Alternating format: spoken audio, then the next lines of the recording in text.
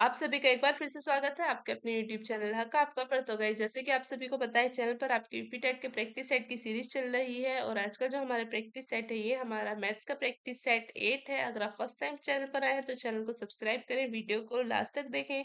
अगर वीडियो अच्छी लगती है तो लाइक करें, ज्यादा से ज्यादा शेयर करें। और आज की वीडियो के प्रैक्टिस सेट के आंसर जो है ये आप हमें कमेंट बॉक्स में लिखकर जरूर बताएं, या किसी भी क्वेश्चन को लेकर आपकी कोई भी क्वेरी है ये भी आप कमेंट बॉक्स में लिखकर जरूर बताएं। तो बिना टाइम वेस्ट करें अपने क्वेश्चंस की तरफ चलते हैं, जिसमें हमारा फर्स्ट क्वेश्चन है।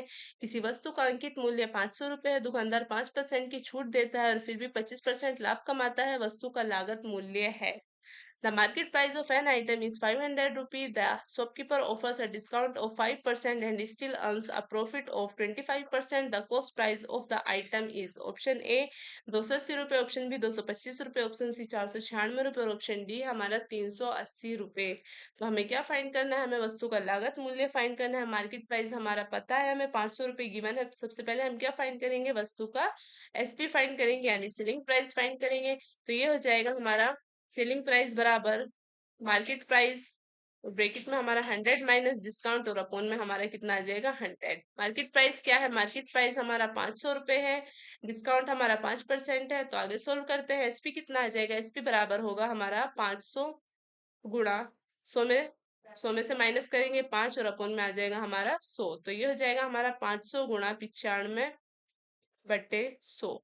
दो जीरो से हमारी दो जीरो कैंसिल हो जाएंगे, तो हमारा एसपी किसके बराबर आ जाएगा? एसपी बराबर आ जाएगा हमारे 475 के। एसपी बराबर हो गया हमारा 475। अब हमें क्या फाइंड करना है? हमें फाइंड करना है इसका लागत मूल्य, यानी इसका cost price. Cost price of item हमें फाइंड करना है। एसपी हमारा आ गया है 475। कॉस्ट प्राइस फाइंड करने के लिए हमें क्या करना होगा?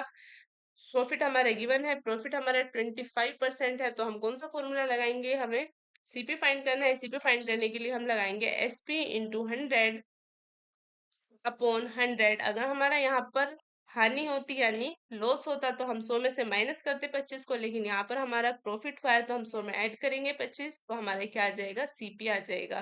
तो हमारा सीपी बराबर कितना होगा? एसपी है हमारा 475 गुणा 100 और अपन में आ जाएगा हमारा 125। 25 से काटेंगे 5 बार में, 25 से काटेंगे 4 बार में, 5 से इसे डिवाइड करेंगे तो ये आ जाएगा हमारा 9 और यहाँ पर हमारा 5। सीपी बराबर किसके आ जाएगा? सीपी बराबर हो जाएगा हमारे 380 के, जो हमारा करेक्ट आंसर है। सीपी हमारे किसके बराबर हो जाएगा? 380 के। लागत मूल्य क्या है? लागत मूल्य हमारा 380 है। Cost price of item is 380 rupees. Next question देखते हैं। नेक्स्ट क्वेश्चन है हमारा x प्लस 1/x बराबर 5 के लिए x² प्लस 1/x² का मान है। For what x plus 1/x is equal to 5 is the value of x² plus 1/x² of x plus 1/x का मान हमारा किसके बराबर दिया गया है? 5 के बराबर। हमें किसका मान फाइंड करना है? x² प्लस 1/x² का मान फाइंड करना है। तो हम क्या करेंगे? x plus 1/x² is equal to 5 की हम दोनों साइड स्क्वायरिंग कर देंगे, इधर भी स्क्वायर कर देंगे और हम इधर भी स्क्वायर कर देंगे। तो ये हो जाएगा हमारा x² प्लस 1/x² और प्लस में हमारा 2 इंटू 1/x और इंटू x किसके बराबर हो जाएगा? हमारा 25 के बराबर हो जाएगा। तो ये हो जाएगा हमारा x² प्लस 1/x² प्लस में हमारा 2 और बराबर में हो जाएगा हमारा 25। तो हमारा x² प्लस 1/x² किसके बराबर हो जाएगा? x² प्लस 1/x² बराबर हो जाएगा हमारे 23 के। तो ऑप्शन सी हमारा करेक्ट आंसर है। नेक्स्ट क्वेश्चन है हमारा। दो अंकों वाली संख्या के दोनों अंकों का योग 9 है। यदि संख्या में 27 जोड़ दिया जाए तो अंकों का क्रम उलट जाता है, तो वह संख्या क्या है? दो अंकों वाली संख्या के दोनों अंकों का योग कितना है? 9 है। तो x प्लस वाई किसके बराबर हो जाएगा? हमारा 9 के बराबर हो जाएगा। x प्लस वाई बराबर हो जाएगा हमारे 9 के। आगे क्वेश्चन में कहा गया है यदि संख्या में 27 जोड़ दिया जाता है तो अंकों का क्रम उल्टा हो जाता है। तो हमारा क्वेश्चन अनुसार यानी प्रश्न अनुसार हमारी संख्या क्या है? तो अकॉर्डिंग टू क्वेश्चन हमारी जो संख्या है ये है हमारी 10x प्लस वाई। अब यहाँ पर जब हम इसमें 27 जोड़ देते हैं तो इसका क्रम क्या हो जाता है? इसका क्रम उल्टा हो जाएगा। क्रम उल्टा होके हो जाएगा ये हमारा 10y और प्लस में हमारा x। आगे सोल्व करेंगे तो ये आ जाएगा हमारा 9y minus 9y minus 9x और बराबर में आ जाएगा हमारा 27। तो y माइनस एक्स किसके बराबर हो जाएगा? y माइनस एक्स हो जाएगा हमारे 3 के बराबर। आगे सोल्व करेंगे। y माइनस एक्स किसके बराबर है? 3 के और x प्लस वाई किसके बराबर है? हमारे 9 के। x प्लस वाई हमारी किसके बराबर है, हमारे 9 के, और हमारा y माइनस एक्स किसके बराबर है, हमारे 3 के। x से हमारा x कैंसिल हो जाएगा, x से हमारा x कैंसिल हो गया, 2y हमारे किसके बराबर आया, 12 के बराबर। y की वैल्यू कितनी हो गई, y की वैल्यू हो गई हमारी 6। जब हमारी y की वैल्यू 6 हो जाएगी तो हमारी x की वैल्यू कितनी होगी, x की वैल्यू होगी हमारी 3। अकॉर्डिंग टू क्वेश्चन हमारी संख्या क्या थी, अकॉर्डिंग टू क्वेश्चन संख्या थी हमारी 10x प्लस वाई। तो यहाँ पर x का मान रखेंगे तो ये हो जाएगा हमारा 3, और y का मान रखेंगे हम 6, तो ये हो जाएगा हमारा 36। जो हमारी मूल संख्या थी ये क्या थी, हमारी 36। ऑप्शन डी हमारा करेक्ट आंसर है, the number is 36। Next question देखते हैं। नेक्स्ट क्वेश्चन क्या है, क्वेश्चन है हमारा, एक n भुजा वाले बहुभुज के किसी शीर्ष से खींचे गए विकर्णों की संख्या के लिए व्यंजक है। The expression for the number of diagonals drawn from any vertex of n-sided polygon is option A 2n plus 1, option B n minus 1, n minus 2, option C 5n plus 2, और option D है हमारा n minus 3। तो हमारी जो बहुभुज के विकर्णों की संख्या कितनी होती है, बहुभुज के विकर्ण की संख्या होती है हमारी, यदि हमारे टोटल डायगोनल पूछता है तो टोटल डायगोनल होते हैं हमारे टोटल बहुभुज के, जो हमारे टोटल विकर्ण होते हैं, टोटल डायगोनल जो होते हैं ये होते हैं हमारे n-3 और अपॉन में हमारा 2, ये हमारे टोटल डायगोनल्स होते हैं। और बहुभुज के किसी शीर्ष से खींचे गए विकर्णों की संख्या तो हमारी कितनी होती है, n-3। ये हमारे होते हैं वर्टेक्स से, जो हमारे n साइड किसी वर्टेक्स से खींचे जाते हैं, तो ये हो गई हमारी n-3। और अगर हमसे टोटल डायगोनल पूछता तो तब होते हैं हमारे n-3 अपॉन 2। तो हमारा करेक्ट आंसर होगा n-3, ऑप्शन डी हमारा करेक्ट आंसर है। नेक्स्ट क्वेश्चन देखते हैं। नेक्स्ट क्वेश्चन है हमारा, यदि एक संख्या में से 1/2 घटाया जाता है, तत्पश्चात 1/2 से गुणा किया जाता है, तो संख्या 1/8 में बदल जाती है, तो संख्या क्या है। If 1/2 is subtracted from a number and the result is then multiplied by 1/2, the number becomes 1/8, that number is option A 3/4, option B 1/4, option C 4/4, option D है हमारा 3/5। यहाँ पर इसकी मल्टीप्लाई होगी 1/2 की, तो ये हो जाएगा हमारा 2x माइनस 1, और हमारा 4 किसके बराबर हो जाएगा, 1/8 के बराबर हो जाएगा। आगे सोल्व करने के बाद ये आ जाएगा हमारा 2x माइनस 1/4, 2x माइनस 1 और बटे में हमारा 4 किसके बराबर है, 1/8 के बराबर है। 2x हमारा यहीं पर रह जाएगा, 2x माइनस 1 हमारा यहीं पर रहेगा, 2x माइनस 1, और बराबर में हो जाएगा हमारे 4/8। तो 4/8 ये आ जाएगा हमारा 1/2। जब यहाँ पर 2x बराबर 1/2 और ये हमारा -1 में है, तो यहाँ पर हमारा +1 हो जाएगा। तो 2x हमारा किसके बराबर हो जाएगा, 2x बराबर हो जाएगा हमारे 3/2 के।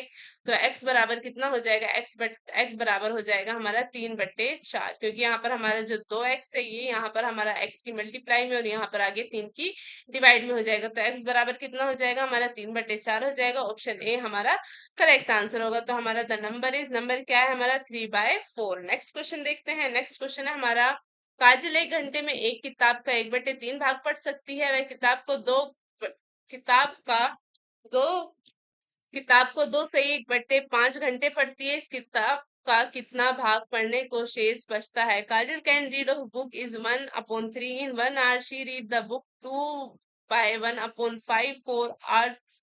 What fraction of the book remain unread? तो हमें बताना है कि यहाँ पर कितना जो पुस्तक का भाग है ये बिना पढ़े बचा है। तो 60 मिनट में वो कितना भाग पढ़ती है, 60 मिनट में जो पढ़ती है वो 1/3 भाग पढ़ती है। तो 1 मिनट में कितना पढ़ लेगी, 1 मिनट में वो पढ़ेगी हमारा 1/180 भाग। ठीक है, तो हमारा 2 से 1/5 घंटे में कितना पढ़ लेगी, 2 से ही 1/5 घंटे में ये हमारा पढ़ लेगी 2 गुणा 60, और प्लस में हमारा 1/5, क्योंकि 1 घंटा ये हो गया हमारा 2 घंटा 1/5 मिनट। तो ये हो गया हमारा 1/5 गुणा 60, 2.5 घंटा है हमारा। 2 से ही 1/5 घंटा है। तो आगे सोल्व करेंगे, ये हो जाएगा हमारा 2 की 60, 2 की 60 में मल्टीप्लाई करेंगे तो 120, और आगे ये आ जाएगा हमारा, यहाँ पर सोल्व करने के बाद 120 और प्लस में आ जाएगा हमारा 12, तो ये हो जाएगा हमारे 132 मिनट के बराबर। 132 मिनट में पढ़ेगी, तो 132/180, 132 मिनट में पढ़ेगी। तो आगे सोल्व करेंगे, ये आ जाएगा हमारा 11/15। तो हमारा कितना भाग शेष बचा है, शेष भाग है हमारा शेष भाग किसके बराबर है? शेष भाग है हमारे 1 - 11/15, तो ये आ जाएगा हमारा 4/15। तो कितना भाग हमारा शेष बचा है? शेष भाग बचा है हमारा 4/15, यानी हमारा ऑप्शन बी करेक्ट आंसर होगा। ऑप्शन सी हमारा करेक्ट आंसर है 4/15। यहाँ पर ऑप्शन हमारे ऊपर नीचे हो गए हैं। ये हो गया हमारा 4/15 हमारा करेक्ट आंसर है। What fraction the book remain unread, तो कितना हमारा बुक का पार्ट है जो अनरीड करने से बचा है? ये हमारा 4/15वां भाग है। नेक्स्ट क्वेश्चन देखते हैं। क्वेश्चन है हमारा, n के विषम पूर्णांक होने पर निम्नलिखित संख्याओं में से कौन एक संपूर्णांक है? If n is an odd integer, which of the following number is an even integer? हमें क्या बताना है? हमें यहाँ पर बताना है यदि n के विषम पूर्णांक होने पर तो कौन सी संख्या इनों में से समपूर्णांक है। तो हम यहाँ पर सभी ऑप्शन में n की वैल्यू रख के देखेंगे। यहाँ पर हमारा m है, m की वैल्यू सभी में रखकर देखेंगे तो हमारा क्या आएगा। जब हम यहाँ पर ऑप्शन, सबसे पहले हम ऑप्शन ए में रख के देखते हैं। ऑप्शन ए में हम m की वैल्यू बराबर रखेंगे 1 के, तो यहाँ पर हो जाएगा हमारा 3 × 1 - 8, तो ये हो जाएगा हमारा -5 जो है हमारा एक ओड संख्या। तो ऑप्शन ए हमारा करेक्ट आंसर नहीं है, क्योंकि हमें यहाँ पर देखना है कि कौन सा हमारा इवन इंटीजर है। तो ऑप्शन ए भी हमारा नहीं है। ऑप्शन बी में m की वैल्यू 1 रख के देखते हैं। जब हम ऑप्शन बी में m की वैल्यू 1 रखेंगे तो ये क्या आएगा? ये आएगा हमारा 5 × 1 का स्क्वायर और प्लस में हमारा 4, जो हमारा किसके बराबर होगा? ये भी हमारा 9 के बराबर होगा। तो हमारा ऑप्शन बी भी नहीं है। ऑप्शन सी में रख के देखते हैं। जब हम ऑप्शन सी में रखेंगे, ऑप्शन सी में रखने के बाद ये हो जाएगी हमारी m की वैल्यू 1 रखेंगे तो ये हो जाएगा हमारा 3 × 1 और प्लस में हमारा 5, क्योंकि ये हमारा 1 का स्क्वायर हो जाएगा तो ये हो जाएगा हमारा 8 के बराबर। तो ऑप्शन सी हमारा करेक्ट आंसर होगा। तो ऑड इवन इंटीजर कौन सा आएगा हमारा? 3m² + 5, 4m² में रख के देखते हैं ऑप्शन डी में, तो ये आ जाएगा हमारा 9 के बराबर। तो ऑप्शन डी भी हमारा नहीं है। तो हमारा करेक्ट आंसर कौन सा होगा? करेक्ट आंसर हमारा ऑप्शन सी करेक्ट आंसर है। नेक्स्ट क्वेश्चन देखते हैं। नेक्स्ट क्वेश्चन हमारा, यदि किन्हीं दो प्राकृतिक संख्याओं का योग 48 हो तो उक्त संख्याओं का अनुपात कदापि नहीं होगा। if the sum of any two natural number is 48, then the ratio of the said number can never be। तो यहाँ पर हम कैसे सोल्व करेंगे? यहाँ पर जो हमारी संख्याओं का, दो प्राकृतिक संख्याओं का योग है जो 48 है, ये हमारा उन संख्याओं से जरूर कटेगा, अनुपात संख्याओं के योग से जरूर कटेगा। तो ऑप्शन ए में हमारी एक संख्या 3 है और एक संख्या 5 है, तो ये हो जाएगी हमारी 3x और प्लस में 5x जो बराबर होती है हमारी 8x के, और 8x जो है ये हमारा 48 जो है ये हमारा 8 से पूरा पूरा डिवाइड हो जाएगा। तो ऑप्शन ए हमारा नहीं हो सकता, क्योंकि ये तो हमारा अनुपात हो सकता है क्योंकि ये हमारी पूरी पूरी कट रही है। ऑप्शन बी देखते हैं। ऑप्शन बी है हमारा 5x + 7x जो कि हमारा बराबर हो जाएगा 12x के, जो 48 है ये भी हमारा 12 से कम्प्लीटली डिवाइड हो जाएगा। तो हमारा ऑप्शन बी भी करेक्ट आंसर नहीं है। ऑप्शन सी भी हमारा किसके बराबर आएगा? 8x के बराबर आएगा, क्योंकि 2x + 6x इसके बराबर होता है 8x के, तो ये भी हमारा 48 जो है वो 8x से कम्प्लीटली डिवाइड होगा। तो ऑप्शन सी भी हमारा करेक्ट आंसर नहीं होगा। बचा हमारा ऑप्शन डी। ऑप्शन डी है हमारा 2x और प्लस में हमारा 5x किसके बराबर होता है? 7x के। 48 जो है ये हमारा 7 से डिवाइड नहीं होगा। तो हमारा क्या होगा? उक्त संख्याओं में अनुपात कदापि नहीं होगा। जो 2 और 5 है ये हमारे 48, 2:5 जो है ये हमारा दो प्राकृतिक संख्याओं का योग 48 कभी हो ही नहीं सकता है। तो ऑप्शन डी हमारा करेक्ट आंसर है। 2:5 हमारा करेक्ट आंसर है। क्वेश्चन है हमारा, दो प्राकृतिक संख्याएं 6:11 के अनुपात में है, यदि उनका लैसे 462 है तो उनका में से है। Two natural numbers are in the ratio of 6 and 11 if their LCM is 462, then their HCF is। हमें यहाँ पर हमसे दो नेचुरल नंबर दिए गए हैं, हमसे उनका क्या पूछा गया है? एलसीएम दिया है और हमसे एचसीएफ पूछा गया है। पहली संख्या 17 है, मतलब मान लेते हैं कि उनका में से ऑप्शन में हमें गिवन है ए, ऑप्शन है हमारा 17, ऑप्शन बी हमारा 5, ऑप्शन सी 66 और ऑप्शन डी है हमारा 7। तो हमारी प्राकृतिक संख्या क्या है? पहली संख्या हमारी 6x हो जाएगी, दूसरी संख्या हमारी किसके बराबर हो जाएगी? दूसरी संख्या हो जाएगी हमारे 11x के बराबर। एलसीएम हमारा गिवन है, एलसीएम हमारा 462 है। एचसीएफ मान लेते हैं हम, एचसीएफ किसके बराबर है? एचसीएफ बराबर हमारा x के है। आगे सोल्व करते हैं। आगे सोल्व करेंगे तो ये हो जाएगा हमारा पहली संख्या गुणा दूसरी संख्या और बराबर में हो जाएगा हमारा एलसीएम और इंटू में आ जाएगा हमारा एचसीएफ। तो पहली संख्या क्या है? पहली संख्या हमारी 6x है, गुणा में हमारा कितना हो जाएगा 11x, एलसीएम कितना है हमारा 462। फाइंड क्या करना है? हमें एचसीएफ फाइंड करना है, यानी हमें x की वैल्यू फाइंड करनी है। 66x इसके बराबर हो जाएगा हमारा 462 के बराबर हो जाएगा, तो x की वैल्यू कितनी आ जाएगी? x की वैल्यू हमारी 7 आ जाएगी, जो कि हमारा एचसीएफ है। तो ऑप्शन डी हमारा करेक्ट आंसर है, 7 हमारा करेक्ट आंसर है। नेक्स्ट क्वेश्चन की तरफ चलते हैं। हमारा नेक्स्ट क्वेश्चन क्या है? क्वेश्चन है हमारा, यदि संख्या, ये हमारी संख्या दी गई है, ये हमारी 3 से विभाज्य है, तो क्वेश्चन मार्क के स्थान पर सबसे बड़ा अंक होगा। इफ द नंबर, जो हमारा गिवन नंबर है, is divisible by 3, then the largest digit that can be replace question mark is option A 8, option B 6, option C 7 और ऑप्शन डी हमारा 9। तो हमारा क्या होगा यहाँ पर? जो हमारी 3 से कम्प्लीटली डिविजिबल होती है वो क्या होती है? हमारी जो पूरी संख्या का योग हमारा 3 से डिवाइड होता है, तो वो हमारी पूरी संख्या हमारी 3 से डिविजिबल होती है। तो यहाँ पर पूरी संख्या का योग निकालेंगे, 5 plus 1 plus 3 plus 2 plus 4 plus 1 plus 6, और प्लस में हमारा क्वेश्चन मार्क किसके डिविजिबल बाय होगा? हमारे 3 से डिविजिबल होगा। तो ये हमारी पता चलेगा कि क्वेश्चन मार्क के स्थान पर सबसे बड़ा अंक हमारा क्या आएगा। तो ये किसके बराबर हो जाएगा? इस सबको प्लस करेंगे तो ये हमारा 22 के बराबर हो जाएगा। 22 प्लस क्वेश्चन मार्क और अपन में हमारा 3। 22 में हम क्या सबसे बड़ी संख्या ऐड करें जो हमारी 3 से विभाजित हो जाएगी? तो हम यहाँ पर अगर हम 22 में 8 ऐड करेंगे सबसे बड़ी संख्या, तो ये हमारी 3 से डिविजिबल हो जाएगी। 22 में 8 ऐड करेंगे तो ये हमारा 30 हो जाएगा। 30 से 3 को डिवाइड करेंगे तो ये हमारी पूरी संख्या कंप्लीटली 3 से डिविजिबल हो जाएगी। तो ऑप्शन ए हमारा करेक्ट आंसर है। नेक्स्ट क्वेश्चन देखते हैं। नेक्स्ट क्वेश्चन क्या है?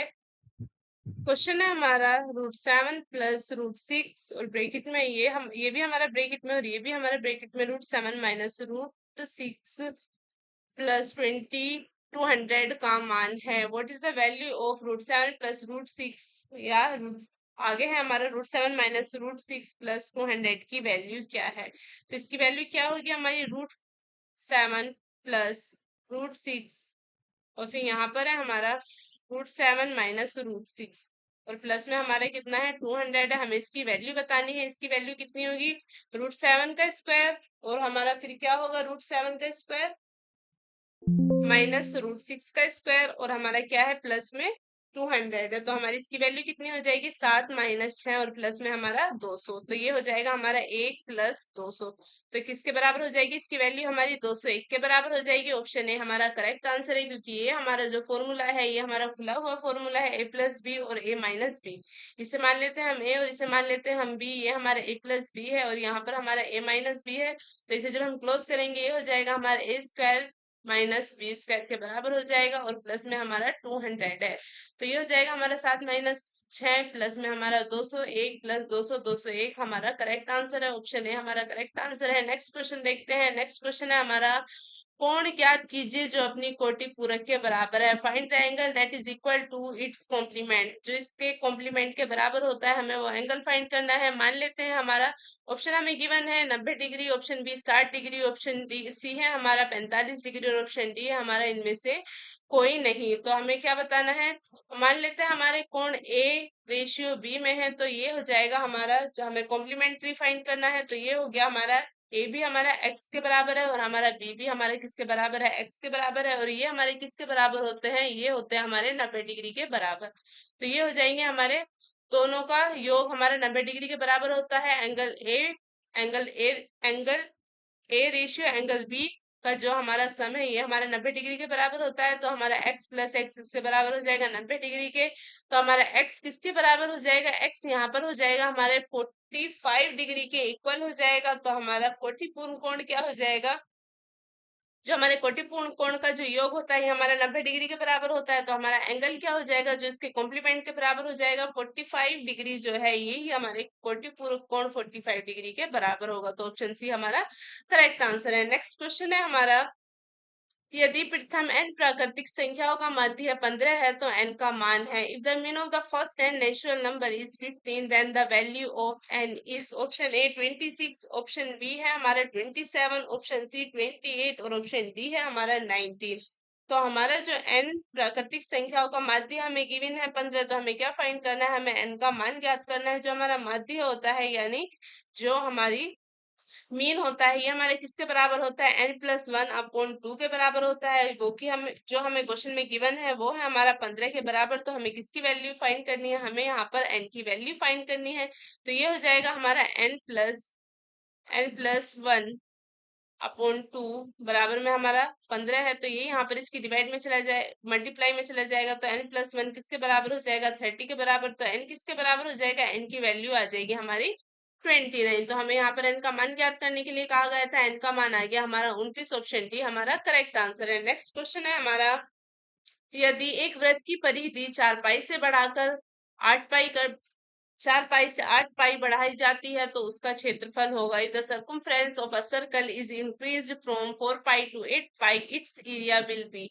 ऑप्शन ए 3 गुना बढ़ जाएगा, ऑप्शन बी आधा हो जाएगा, ऑप्शन सी 4 गुना हो जाएगा और ऑप्शन डी हमारा 2 गुना हो जाएगा। तो इसे यहाँ पर कैसे सोल्व करेंगे, जो हमसे पहले क्वेश्चन में कहा गया है कि किसी वृत्त की जो सर्कमफ्रेंस है वो 4 पाई थी, अब बढ़ाकर कितनी कर दी जाए, अगर उसकी 8 पाई बढ़ा दी जाएगी तो उसका क्षेत्रफल क्या होगा। तो पहले हमारी उसकी सर्कमफ्रेंस कितनी थी, 4 पाई थी। तो 2 पाई आर किसके बराबर हो जाएगा, 4 पाई के बराबर हो जाएगा। तो ये हमारी पाई से पाई कैंसिल हो जाएगी, आर हमारा किसके बराबर आ जाएगा, आर हमारा 2 के बराबर आ जाएगा। तो हमारा एरिया कितना होगा, एरिया बराबर होगा हमारा पाई आर स्क्वायर के। आई आर हमारी गिवन है 2, तो 22, या हम ऐसे कर लेते हैं, ये आ गई हमारी 4 पाई, एरिया आ गया हमारा 4 पाई। उसके बाद हमारी जो सर्कमफ्रेंस है वो हमारी कितनी है, सर्कमफ्रेंस हमारी 8 पाई है। तो ये हो जाएगा हमारा 8 पाई 2 पाई आर किसके बराबर हो जाएगा हमारा, या ऐसे कर लेते हैं 2 पाई आर टू हमारे किसके बराबर हो जाएगा, 8 पाई के। तो हमारी आर टू कितनी हो जाएगी, पाई से हमारी पाई कैंसिल हो जाएगी, आर टू हमारी 4 के बराबर हो जाएगी। तो फिर हमारा एरिया कितना हो जाएगा, एरिया बराबर हो जाएगा हमारा, एरिया बराबर हो जाएगा पाई आर स्क्वायर, यानी कि हमारा 16 पाई के बराबर। पहला हमारा एरिया 4 पाई आया है और दूसरी बार हमारा एरिया कितना आया है, 16 पाई। तो हमारी कितने पाई की वृद्धि हुई है, हमारी जो क्षेत्रफल में एरिया में कितने की वृद्धि हुई है, एरिया में हमारी 4 गुना की वृद्धि हुई है। तो ऑप्शन सी हमारा करेक्ट आंसर है 4 पाई। नेक्स्ट क्वेश्चन देखते हैं, नेक्स्ट क्वेश्चन क्या है। क्वेश्चन है हमारा, किसी संख्या का 16% जब 21 से जोड़ा जाए तो स्वयं संख्या प्राप्त होती है, तो वह संख्या क्या है। If 16% of a number is added to 21, the number itself is obtained, find that number. Option A हमारा 81, ऑप्शन बी 25, ऑप्शन सी 18 और ऑप्शन डी हमारा 64। तो हम यहाँ पर क्या मान लेते हैं, जो हमारा नंबर है ये हमारे किसके बराबर है, एक्स के बराबर है। यदि हम x का 16% में x के 16% में जब हम 21 को ऐड करेंगे तो हमारे किसके बराबर हो जाएगा, वो संख्या स्वयं खुद हो जाएगी, तो x हो जाएगी। तो हमें किसका मान ज्ञात करना है, हमें संख्या ज्ञात करनी है, यानी हमें x का मान ज्ञात करना है। तो ये हमारे कितना हो जाएगा, ये हो जाएगा हमारा 4 से काटेंगे तो 4 बार में 16 और 4 से काटेंगे तो यह आ जाएगा हमारा 25। तो 4x बटे 25 +21 और बराबर में हमारा कितना हो जाएगा, x के बराबर हो जाएगा। तो यहाँ पर हमारा 21 ऐसे ही रह जाएगा, x माइनस 4x और बटे में हमारा कितना आ जाएगा, 25 आ जाएगा। आगे सॉल्व करेंगे तो ये हो जाएगा हमारा 21 बराबर 25x माइनस 4x और बटे में हमारा 25। तो ये हो जाएगा हमारा 21x बटे 25 और बराबर में हमारा 21। तो ये हमारा किसके बराबर हो जाएगा, x की वैल्यू 21 से हमारा 21 कैंसिल हो जाएगा, तो x की वैल्यू किसके बराबर आ जाएगी, यहाँ पर हमारा ये यहाँ पर मल्टीप्लाई में चली जाएगी, तो x की वैल्यू आ जाएगी हमारी 25 के बराबर। तो हमारी वो संख्या कितनी आ जाएगी, संख्या आ जाएगी हमारी 25। ऑप्शन डी हमारा करेक्ट आंसर है। नेक्स्ट क्वेश्चन देखते हैं, नेक्स्ट क्वेश्चन क्या है। क्वेश्चन है हमारा, मान लीजिए कि दिशाओं को इस तरह घुमाया जाता है कि उत्तर दिशा वहां दिखाई देती है जहां भी दक्षिण पूर्व दिशा है, तो ऐसी स्थिति में पश्चिम दिशा की ओर इंगित होगी। Suppose the direction are rotated in such a way that north is shown where south east currently lies, in which direction would west then be indicated. A उत्तर पश्चिम, बी दक्षिण पश्चिम, सी उत्तरी पूर्व और डी पूर्व। तो यहाँ कहाँ पर होगी हमारी, north west, south west, north east या ईस्ट में। तो हमारा क्वेश्चन में क्या कहा गया है, ये हमारी साइड है उत्तर, दक्षिण, पूरब और ये है हमारी पश्चिम। तो ये हो जाएगा हमारा उत्तर दिशा कहाँ दिखाई दे रही है, जहां अभी दक्षिण पूर्व है। तो हमसे पूछा गया है क्वेश्चन में, तो ऐसी स्थिति में जो हमारी यहाँ पर कहाँ पर दिखाई दे रही है, ये हमें दिखाई दे रही है दक्षिण पूर्व में, ये हमारा दक्षिण पूर्व। तो हमारी जो पश्चिम है ये हमारी कहाँ दिखाई देगी, तो पश्चिम हमारी कहाँ दिखाई देगी, ये हमारी पश्चिम है, तो हमारी कहाँ दिखाई देगी, पूर्व जो है, उत्तर जो है ये हमारी दक्षिण पूर्व में दिखाई दे रही है, तो हमारी पश्चिम कहाँ दिखाई देगी? पश्चिम हमारी उत्तर पूर्व में दिखाई देगी। तो ऑप्शन ए हमारा करेक्ट आंसर है। कहाँ दिखाई देगी? ये हमारी नॉर्थ वेस्ट में दिखाई देगी। क्वेश्चन है हमारा नेक्स्ट क्वेश्चन, √248 प्लस √52 प्लस √144 का मान है। What is the value of √248 plus √52 plus √144? तो ये हमारा किसके बराबर होगा? ये बराबर होगा हमारा, पीछे से हम इसे सोल्व करेंगे। 144 का स्क्वायर रूट कितना होता है? हमारा 12 होता है। 12 प्लस 52 रूट, और बाहर है हमारा 248 प्लस, और इसके ऊपर भी है, ये भी हमारा अंडर रूट में है। तो ये हो जाएगा हमारा 64 के बराबर। 64 रूट प्लस 248, और ये भी है हमारा अंडर रूट में 8 प्लस 248, और फिर ऊपर से हमारा अंडर रूट जो कि हमारा बराबर हो जाएगा, ये बराबर हो जाएगा हमारे 256 रूट के बराबर हो जाएगा हमारा। √56 रूट हमारा 16 का होता है। तो ऑप्शन सी हमारा करेक्ट आंसर है। इसकी वैल्यू किसके बराबर हो जाएगी? ये हमारी 16 के बराबर हो जाएगी। नेक्स्ट क्वेश्चन देखते हैं। नेक्स्ट क्वेश्चन क्या है? क्वेश्चन है हमारा, यदि किसी चतुर्भुज के विकर्ण एक दूसरे को समकोण पर द्विभाजित करते हैं तो यह है। ऑप्शन ए एक समचतुर्भुज, ऑप्शन बी समलंब चतुर्भुज, ऑप्शन सी आयत, और ऑप्शन डी हमारा पतंग। If diagonal of a quadrilateral bisect each other at right angle, तो ये हमारा क्या होगा? तो ये होगा हमारा समचतुर्भुज, यानी ऑप्शन ए हमारा करेक्ट आंसर है। ये हमारा रोम्बस होगा। नेक्स्ट क्वेश्चन देखते हैं। नेक्स्ट क्वेश्चन क्या है? क्वेश्चन है हमारा, कार्तीय तल में बिंदु -2 और -3 किस किस पाद में स्थित है? इफ द कार्टेशियन प्लेन, कार्तीय तल होता है हमारा कार्टेशियन प्लेन, द पॉइंट -2 और -3 लाइज ऑन विच लेग्स।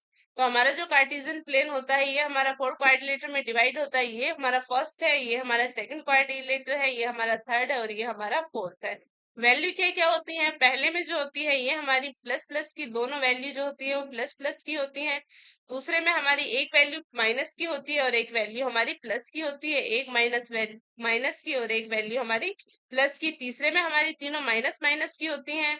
तीसरे में हमारी दोनों वैल्यू हमारी माइनस माइनस की होती हैं, और फोर्थ में हमारी एक वैल्यू माइनस की होती है और दूसरी हमारी प्लस की होती है। तो -2 और -3 हमारा किस पाद में, यानी किस लेग्स में हमारा लाई करता है? तो ये हमारा माइनस माइनस की वैल्यू है, तो हमारा थर्ड में, यानी ऑप्शन सी हमारा करेक्ट आंसर है। तीसरे पाद में हमारा लाई करता है, यानी तृतीय पाद में हमारा पड़ता है। नेक्स्ट क्वेश्चन देखते हैं। क्वेश्चन है हमारा, किसी भी यदि व्यंजक x² - 2xa प्लस ए स्क्वायर को x प्लस ए से भाग दिया जाता है तो 4 शेष बचता है, तो a का मान क्या है? व्यंजक क्या है? व्यंजक हमारा है x² - 2xa और प्लस में हमारा ए स्क्वायर। ठीक है, हम इसे यहाँ पर जब हम x प्लस ए से भाग देते हैं तो हमारा शेषफल कितना बचता है? शेषफल बचता है हमारा 4। तो हमारा क्या हो जाएगा? ये हो जाएगा हमारा x प्लस ए किसके बराबर हो जाएगा? 0 के बराबर हो जाएगा। तो यहाँ पर हमारी जो x की वैल्यू है ये किसके बराबर हो जाएगी? x की वैल्यू आ जाएगी हमारी -a के बराबर। अब हम यहाँ पर सभी जगह x की वैल्यू के स्थान पर -a की वैल्यू पुट करते हैं, तो ये हो जाएगा हमारा a² - 2 इंटू माइनस का a, और इंटू में हमारा प्लस का, और प्लस में हमारा a² किसके बराबर हो जाएगा? हमारा 4 के स्क्वायर, 4 के बराबर हो जाएगा। तो a² और यहाँ पर हो जाएगा हमारा प्लस का 2a² और यहाँ पर हमारा प्लस का a² किसके बराबर? 4 के बराबर। तो कुल मिलाकर हमारा 4a² किसके बराबर हो जाएगा? 4 के बराबर। 4 से 4 कैंसिल हो जाएगा, तो एक किसके बराबर आ जाएगा? 1 के बराबर आ जाएगा। तो एक का मान हमारा किसके बराबर आ जाएगा? ऑप्शन बी हमारा करेक्ट आंसर है, 1 के बराबर आ जाएगा। नेक्स्ट क्वेश्चन है हमारा, समीकरण 2x प्लस 5 बराबर है 2x प्लस 3 प्लस 12 में x का मान क्या है? Option A -1, option B -2, option का सी -3, और ऑप्शन डी है हमारा 3। The value of x in the x equation 2x plus 1, 2 की पावर x प्लस 1 बराबर है 2 की पावर 2x प्लस 1 प्लस 12। तो हमें x की वैल्यू फाइंड करनी है। x की वैल्यू कैसे फाइंड करेंगे? हम क्वेश्चन में हमें क्या दिया गया है? 2x प्लस 1, 2x प्लस 5 बराबर है हमारा 2x प्लस 3, और प्लस में हमारा कितना है? 12 के बराबर है। तो ये हो जाएगा हमारा 2x प्लस 2x की पावर 2 की पावर x प्लस 5 माइनस 2 की पावर x प्लस 3, और बराबर में हो जाएगा हमारा 12। तो आगे सोल्व करेंगे तो ये हो जाएगा हमारा 2 की पावर x और गुणा में हमारा 2 की पावर 5 और फिर हो जाएगा हमारा माइनस में 2 की पावर x और इधर हो जाएगा हमारा इंटू में 2 की पावर 3। किसके बराबर हो जाएगा? हमारा 12 के बराबर हो जाएगा। तो x 2 की पावर x हमारी बाहर आ जाएगी, अंदर बचेगा हमारा 2 की पावर 5 और माइनस में बचेगा हमारा 2 की पावर 3। किसके बराबर हो जाएगा? हमारा 12 के बराबर हो जाएगा।